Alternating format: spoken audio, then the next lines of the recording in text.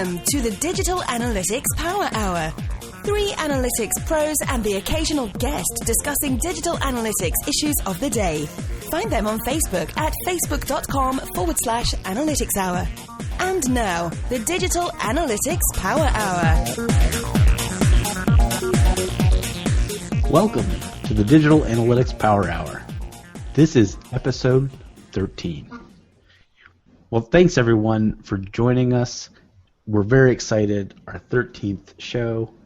This means we've been doing this podcast for exactly 1/2 of a year. Thanks for listening and being a part of it.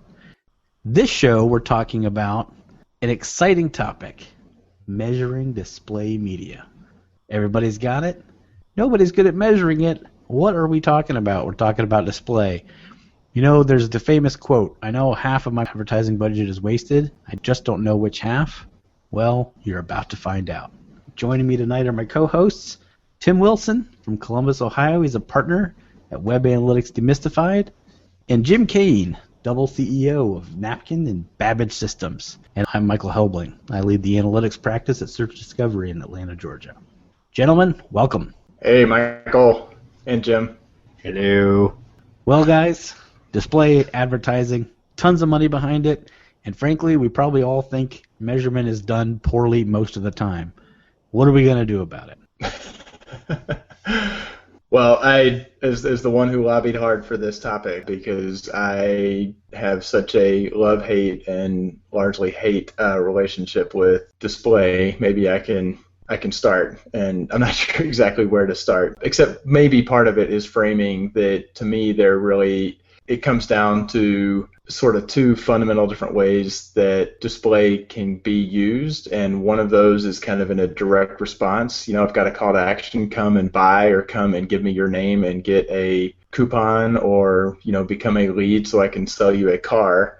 And then the other use of display is more akin to historical TV advertising, and it's awareness. We might have a call to action, but mainly we're just trying to beat you over the head with our brand so that we're working our way into your awareness and consideration mindset. And I feel like display gets sometimes sort of muddled between which of those 2 in a specific execution it's trying to be, and it's out there with some strong call to action, and it's initially thought of as some direct response, but then when you look at the click-throughs and the conversions on a last click, and we can talk about attribution, and that looks terrible compared to every other channel. And then all of a sudden there's this pivot to, well, we're just trying to get impressions. You know, we're just trying to drive awareness of the brand or the messaging, and that just drives me utterly berserk, because you actually have such a misalignment between measures and what you claim you're trying to do. So that's kind of an opening salvo. You guys, Tim, you're firmly on the record as being anti-display. Well, I take a softer view. No. I'll say this. I think display typically gets either too much credit or not enough. And that might sound contradictory, but that's usually where it lands. It's usually in a place where someone is giving it some wackadoo 90-day view-through crazy 8s kind of a metrics to pump up its numbers and give it credit for everything that ever happened under the sun. Or it's that one-to-one direct response model where it never performs because display by its very nature is just not a transactional type of media. I would say good display builds consideration, and if you have great advertising, if you have great creative, you're going to build consideration with that advertising. I think you are if you are really going heavy on display. Like I feel like what'll happen is you put some heavy into TV and you do a little bit of display, and all of a sudden display looks awesome because people are theoretically getting exposed to your ads on digital, but they're really getting exposed in TV, and they come to your site and hey, voila, you know, they've got a pixel. You know, it might not even have been a viewable impression. When it comes to the impact of the impression, and we were talking a little bit before, and Michael, I think you said you weren't really familiar with Vizu. I don't know if Jim, you ever heard of Vizu? They're owned by Nielsen now. Well, I know, Tim. Explain it to us. Well, so to me, this is such a simple concept, and it's been around for years. And I had the fortune of a client in their media agency kind of surprised me and actually ran a Vizu study. So you've got lift studies where you say, oh, we're doing dynamic logics or something. It takes months after the campaign's run, and you get these very crude measures. Vizu is a very simple concept, and that is a one-question in-banner survey. So they carve off a portion of the media buy, and a lot of times it can be just like value add by the as part of the buy, and they carve off a portion of that buy, and because they've got people pixeled, they know who has been exposed and who has not been exposed to the ad and how many times through their network. So one of the times, instead of serving up the ad, they'll serve up this awareness or consideration or purchase intent question in banner, one survey, and you're like, well, not everybody is going to click the survey, or that's fine. So there are challenges with surveys, but they'll ask a question. Which of these have you heard? Which of these brands are you familiar with? Or this message, and they'll have an unbranded survey to ask a question. And because they'll be getting responses, and they have to have, I think, like 100 responses is what they normally put it at, something like that. And they will then have effectively conducted a test and control environment where they're asking people who they know have been exposed to have had the ad served up, and they will also ask people that is, from their records the ad has not been served up, and then they'll look at the lift between those measures and can say, yes, the people who've been exposed, there's a 10% lift, or if they've been exposed 3 times. And they can get that down at the creative level, and they get it in a very timely, just like we're used to getting with web analytics, they get the data very timely, reasonably granularly, and it kind of drives me berserk if somebody is saying, oh, this is about branding, we're driving awareness, we got 10 million impressions. I'm like, well, if you got 10 million impressions, I want to know what was the lift in brand recall that you got, or the lift in purchase intent that you got between the people who were exposed to that ad versus the ones who weren't.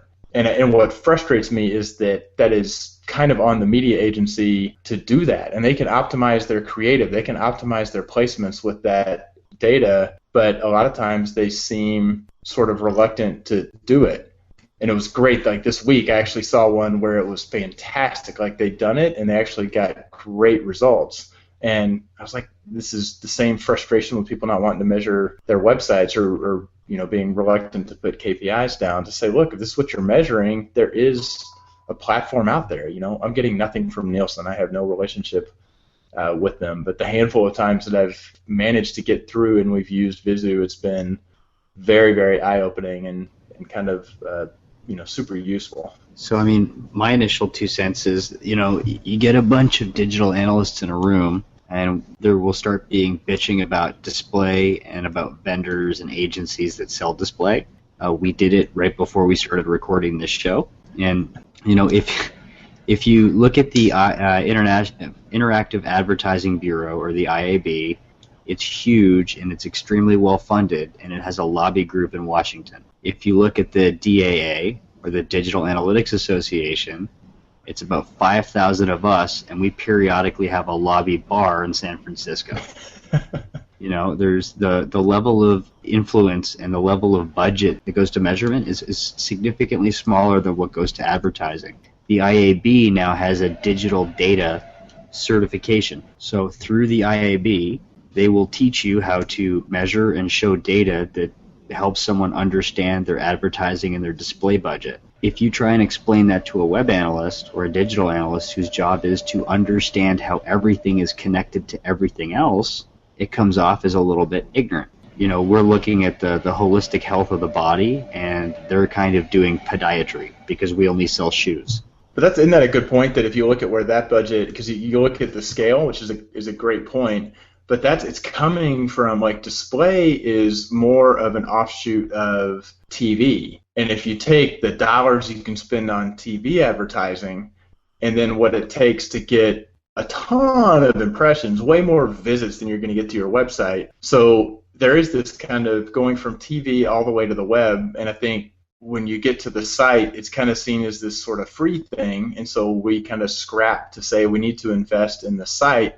But still, when it comes to marketing budgets, what they're actually spending on advertising, if you're spending on TV, that sort of dwarfs everything. And then if you take in absolute terms what's going to digital advertising, and maybe that's paid search and display, those of us sitting just on the website are looking at that saying, well, that's still a massive number, but it's kind of small compared to the TV budget. So I think you're onto something in that if you're coming at it from a TV perspective and how horribly unmeasurable, Nielsen and how messy and noisy that data is, there's this belief with anybody coming from that mentality that your display is so much more measurable because you can count the specific number of impressions. Whether they're viewable or not, it's a little harder to count, and people are trying to do that. Whether they're being click-botted to the end of the earth, so they're not real clicks, that's a little bit harder too. But there is we look at it on the website and say, visit is certainly more reliable than a click. They're looking at it and saying a click is certainly more reliable than an extrapolated Nielsen box that's trying to estimate in the world of time-shifted viewing. So I think that may be it. You're kind of got two different perspectives of how good is this measurement. Yeah, well, and the other part is that as digital analysts and people who are digital marketers, we have it, just like you said, like trying to measure TV, forget it. We've had it relatively easy in terms of being able to measure digital marketing campaigns in general, because most of them would be the equivalent of direct marketing. AdWords, show a message, did they click it? That's all that counts. Email, sent a message, did they open it? Did they click it? And I think display needs to be considered as an aspect of a much more significant multi-touch campaign and not a campaign on its own. And sometimes that's hard to wrap your head around. Secondarily, I think that sometimes digital marketers have gone, I got an extra $20 million kicking around because we're a huge company, and I'll buy a whole bunch of display because it's like paid search, right?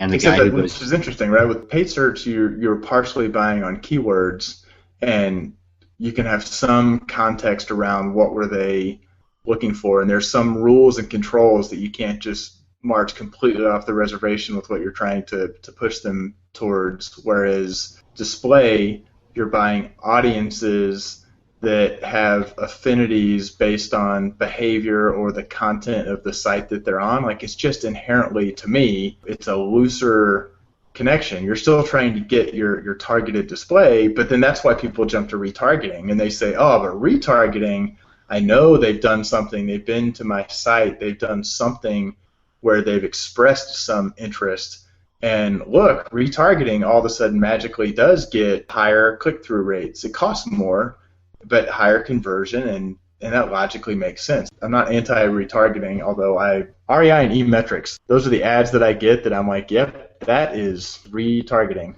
And or just visit searchdiscovery.com sometime. We retarget like a mofo. I'll save you a couple of bucks and not go there. There you go. Yeah, I tend to like retargeting over just sort of, hey, let's throw some display advertising out there. And because it's not analogous to television, right? With television, we kind of have a sense for who's watching, even with DVR and fast-forwarding commercials and that sort of thing. People still see the advertisements. It's well proven that there's a lot of banner blindness out there, which is why media and creative has to really stand out if you're going to do run-of-the-mill or brand-based advertising.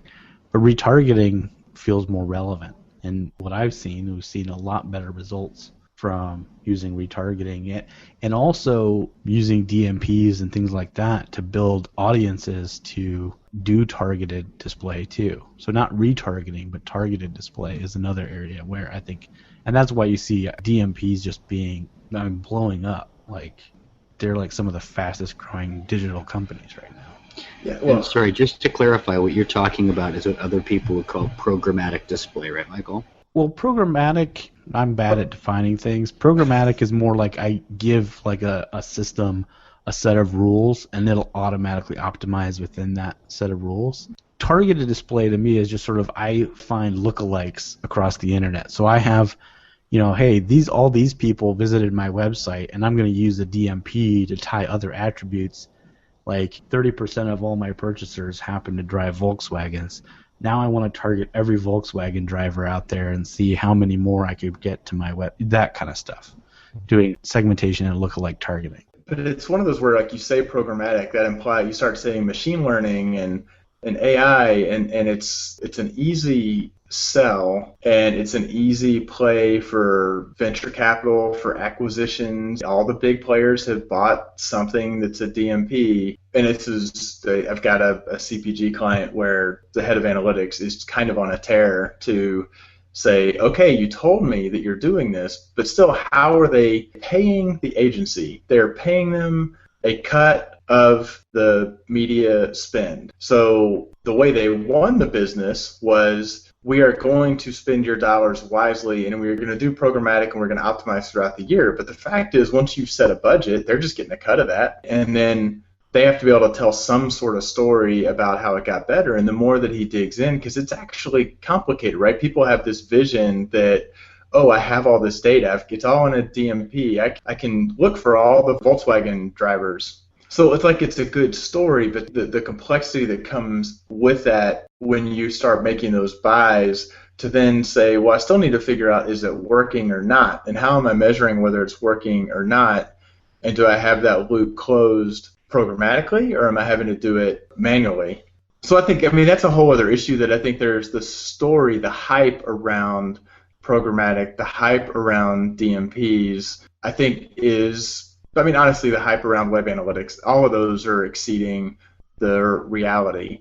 So I don't think site-side analytics is necessarily any better. But if you're not actually closing the loop and saying, how am I measuring if this is successful, which is where attribution comes along and says, oh, the only way you're going to know if it's successful is if you collect massive amounts more data and hit the magic button on our system, which is going to take this wildly messy data and tell you whether it's more successful or not. But at the end of the day, you're like, based on what? Like, what is your end of the day conversion?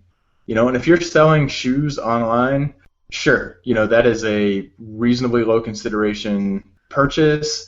I can see multiple touches on one device leading to some direct response stuff to a purchase. But there's a ton of display out there that's not doing that. And there are companies buying the technology to do attribution, and they don't have a conversion that they can really feed into that system. On the point that you made, Tim, that was a good one. You said the agency that's doing the analytics, and by the way, this is not a statement about the quality of their analysts or the work that they do, but the contractual relationship they had with the customer was as a percentage of spend. So their mandate as an organization is to increase spend as much as possible and not get fired. It's very hard to be a good analyst when that's your mandate. And I find that as analysts who literally just do data, our mandate is pure offense. Like, how do we come up with clean, actionable insights to grow the business? And display analytics tend to be owned by the seller of the display, and they tend to be defense. How do we protect the customer? How do we grow the budget? And I think that's another kind of DAA versus IAB West Side Story thing. I don't disagree. Site-side analysts have a bias towards the web analytics platform, and I have said more times than I care to count that, you know what, if Google or Adobe didn't see the visit, if they weren't on the page long enough for the page to load and for the JavaScript to execute, then I don't really think they visited. If they bounced before it even got read, whereas you're counting a click, which was the point that you passed through some redirect and logged it on your server. So I expect some fall off in that situation, but it does seem like there are cases more often than not where the media side analysts, their system, their universe, what they can control is counting to the point of the click and then maybe reading pixels that got deployed on the site. But that sort of friction occurs, and I can understand why it's happening, and I can understand where my bias lies, but it doesn't mean that it doesn't wind up with a lot of potential for finger pointing and a kind of a fractious relationship between parties.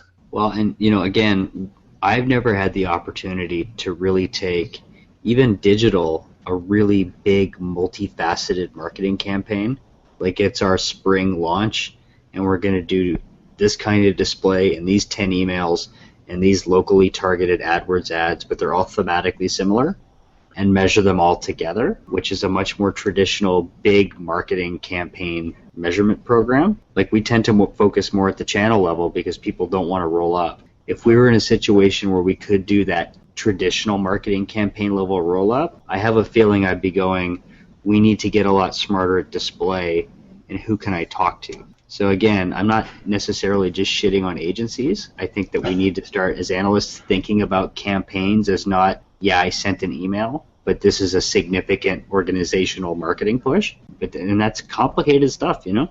I feel like, to that point of kind of viewing as a multi-channel, and I've done this, I've played this role a little bit as an analyst, not on massive cross-channel campaigns, but playing the role of somebody sitting down and saying, are we even thinking through how we expect these different things to work together? And this will be maybe the analyst being the heretic, but that just putting conscious thought into that and saying we're not going to be able to measure exactly which one of these things did work or not, we're going to be able to measure the overall success of the campaign, I think would be higher value more often than not than saying we're just going to assume that's kind of happening and we're going to try to measure something that is largely immeasurable, which is the incremental contribution of, you know, each display relative to the TV, relative to the email, relative to the paid search. I'm going to say something that I've only said to one person out loud about media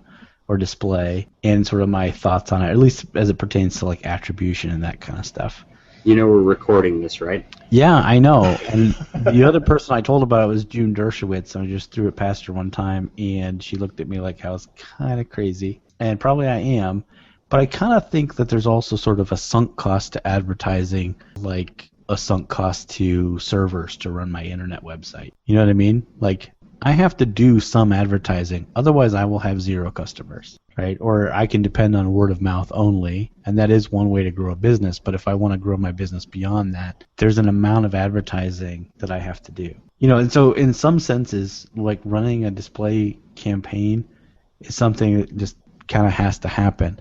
And I don't want to be somebody who says, hey, let's not measure this, but let's understand that if we look at sort of a customer life cycle map, like my new customers coming in and my old customers going out, like measuring churn and new customer acquisition and those kinds of things. When I look at my world like that, the way that display fits into that is very much around how I get new customers into the funnel. It's a very high top of the funnel activity that's about gaining attention and driving awareness and consideration towards the new customer, or I guess the retained customer. But there's except for retargeting, right? Retargeting, you kind of by definition are beyond awareness by the time you're retargeting them, right? Yeah, that's fair, unless I'm doing lookalike targeting, which is not retargeting. But yeah, if they've done something to interact with me before, but it's still kind of moving down the funnel, right? It's sort of like if they've come to my site and shown intent,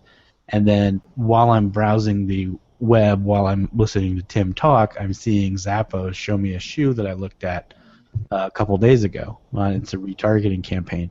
The other thing I was going to say, so there's my crazy notion. Throw that out there. Someday history will prove me right. I believe that. I don't disagree with you. I mean, I will quickly say I don't disagree with you. I think aiming for more precision on measurement as opposed to saying we have to spend it and what are the things we can reasonably do. Can we use a tool to try to estimate viewable impressions? Because if the impression's not viewable, then it can't possibly be helping you. You can absolutely do that if all of the publishers would use a really high-quality tag management tool. It would be no problem. Well, I will use that to throw in just because anybody who didn't see the Ad Age, it was kind of a big splat. I mean, Ad Age carried, others did when Kraft, maybe like a year ago, less than a year, where Kraft said they came out and said they reject like 75 to 85% of their digital ad impressions due to quality concerns, and I think that was viewability and ghost clicks.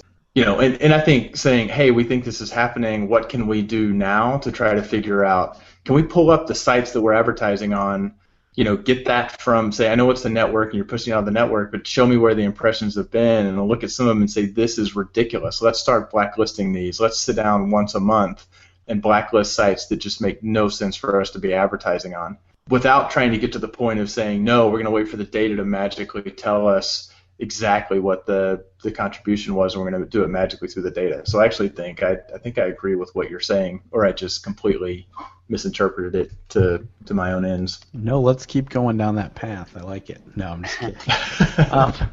The sunk marketing cost thing that you're talking about, Michael, is really just how do we tie display back into cost of sale? Like, you're still thinking like an analyst. You're not saying some things are just truth and we should hope and advertising just works. Like, you're saying we need to measure it. It's not a last past the post attribution model. But if you turn off all your display and you're a huge brand, it's not going to be a good idea. It ties back to something. You guys are normally really good at educating me on these podcasts by referencing Chris Berry wrote a blog post. This person wrote a book. I read an interesting thing in here. Has a web analyst ever approached this issue in a really detailed way before, and you loved it? And if not, who would you want to write the article? I mean, there's differing views of that. Somebody I've read a lot who does quite a bit of work in talking about this is probably Kevin Hillstrom, and talking about multi-channel. Surprisingly, he's kind of down on the omni-channel idea, but only down on the hype surrounding it as opposed to, whether or not it's meaningful. So that's, mindthatdata.com is a good site for anybody to read. I don't know, what about you, Tim? It seems very, very rare to me for web analysts to jump over to the media side or vice versa. So part of the reason I wanted to talk about it, I feel like nobody really wants to face it head on or can't figure out how to face it head on. And the IAB versus DAA is a pretty crystallized way to frame why that may be. Do you guys think we could put some peer pressure on Mr. Novo to take this on? He seems like the right guy. Oh, actually, you know what? You bring up that's who I would have said. Yeah, Jim's great to talk to about that. Yeah, I don't think we could put peer pressure on him. He's a fairly independent thinker. But this just seems like right down over the middle of the plate for him to go, okay, here's what it means, here's where it fits, here's how you measure it. Yeah. Come to think of it, he's actually the one who, the first time actually started to believe that attribution could work was actually a presentation he gave. And he was, I think, more explaining kind of you have to have a holdout, right? That's the only way you can really do attribution, is you have to have some level of holdout, and it's tough to do with display. But yes, this is the Digital Analytics Power Hour requests that Jim Novo tackle that head on. Yeah, all 70 of our listeners, please contact Mr. Novo on Twitter. That's right. Time for you to come out of retirement, Jim. Dust off the ROI spreadsheets that I found on the internet when I first started in analytics that were basically solving this problem. The other one that I thought of, and I think I tend toward a more adversarial view to display, but there's a good blog out there called Ad Contrarian, who I find refreshing. Check that out too. All right, so let's wrap up. Here's how we're going to do it. Each of us tomorrow are starting a new and exciting job as the director of internet advertising or marketing for a large agency. The first thing we're going to do is sort out our display capabilities. What's the first couple of things on your agenda as you start into that? Go. So I'll run first. I think that I am first going to get crystal clear on where I'm going to draw a die. It's going to be on a whiteboard, and I'm going to get the people in the room who have opinions on it as to where display actually fits in it's going to be the selling cycle, although I may talk about it as the buying cycle thing. So I'm going to say, where do we think display is? And then I'm going to go straight to that and say, what can we reasonably measure and what are we comfortable with kind of taking on faith? And I'm going to try to set expectations really, really clearly that there's a lot of technology out there, but there's a lot that's really expensive that may or may not actually pay off when it comes to measurement. And I'm going to find what I can measure in the near term, but I'm going to be super rigorous. I'm not going to measure somebody on CPM when they're bidding on CPM and I give them a fixed budget, because that's just ludicrous and happens. But I'm going to really map too. If they say we're driving awareness, I'm going to say, well, then how are we going to be measuring the awareness lift and what you're contributing? But I'm probably going to keep it still fairly channel siloed and not get caught up in the multi-channel hype. Jim, what are you going to do? The very first thing I'm going to do is really take a strong emphasis on starting to think about the concept of the campaign. And, and it's funny because, Tim, until today, I didn't realize that you had such a hate on for attribution. And it's another topic for another day, but attribution can be like big data as a concept. But, kind of thinking about the weighting for the types of marketing campaigns or marketing mediums and actions we do as part of an overall campaign and how they fit together. But I would immediately start thinking about the weighting of every type of digital marketing that we do and bring it together into a theme or a campaign. So, for example, you guys have holidays in the year that are big sales holidays. If I'm a big brand, I'm doing email, display, retargeted display, AdWords, offline marketing. All around, come to my website and buy something. So rather than thinking of display as a thing, I would start to really figure out how to rationalize it as a successful part of an overall marketing initiative. And just like Michael said earlier, and who was talking about holdout testing or what I call control testing, those two things together gives me the ability to look at a holistic digital marketing campaign against cost per action. And then I think I would really be able to do some cool stuff with display. But as a standalone, it would be a big, expensive mess. And just to quickly defend myself, I'm not a total. I am bearish on attribution as it can be applied to any business at any time. I think it really is contingent on the business and the business model and the industry. But I think attribution is totally doable in some scenarios. But that is a topic for another podcast. I don't think it's stand, Tim. Huh? Come on, take a stand. I'm taking a stand that there are lots of places that are thinking that we're going to be able to. In our next episode called Tim Wilson, Last Click Apologist.